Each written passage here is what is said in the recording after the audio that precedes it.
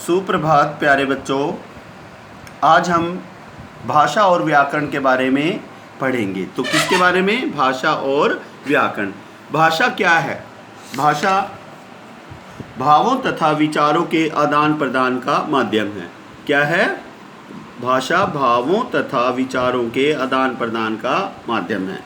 भाषा के दो रूप होते हैं, मौखिक भाषा, लिखित भाषा। मौखिक भाषा बोलना और सुनना भाषा का मौखिक रूप है, जैसे फ़ोन पर एक दूसरे से बातें करना, गाना सुनाना। फिर लिखित भाषा लिखना और पढ़ना भाषा का लिखित रूप है, जैसे पत्र लिखना, ईमेल करना, अखबार पढ़ना। अब बोली क्या है? भाषा के जिस रूप को क्षेत्रीय स्तर पर बोला जाता है उसे बोली कहते हैं।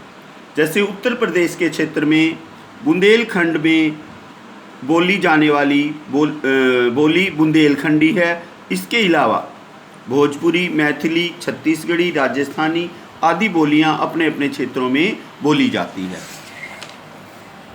बोली और भाषा में अंतर। बोली किसी विशेष क्षेत्र तक सीमित होती है, जबकि भाषा बहुत बड़े स्तर पर बोली जाती है।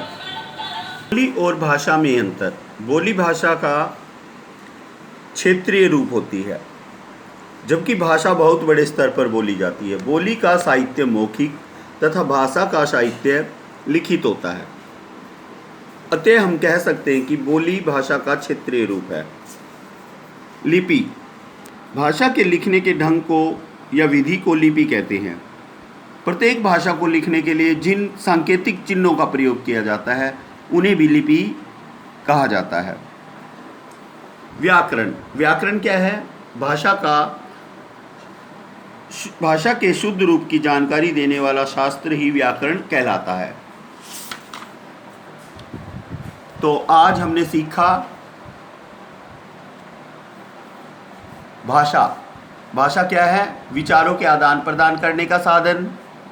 भाषा के दो रूप हैं, लिखित और मौखिक। इसके अलावा सांकेतिक भाषा भी होती है, जिसमें मनुष्य ना तो बोलता है ना लिखता है, केवल इशारों और संकेतों के द्वारा ही अपने विचार प्रस्तुत करता है। फिर लिपि क्या है? भाषा को लिखने का जो ढंग है या लिखने के लिए जिन संकेत चिन्हों का प्रयोग किया जाता है उन्हें ही लिपि कहते हैं।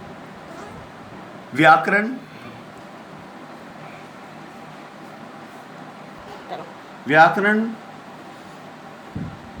भाषा की जानकारी देने वाला शास्त्र ही व्याकरण कहलाता है। धन्यवाद।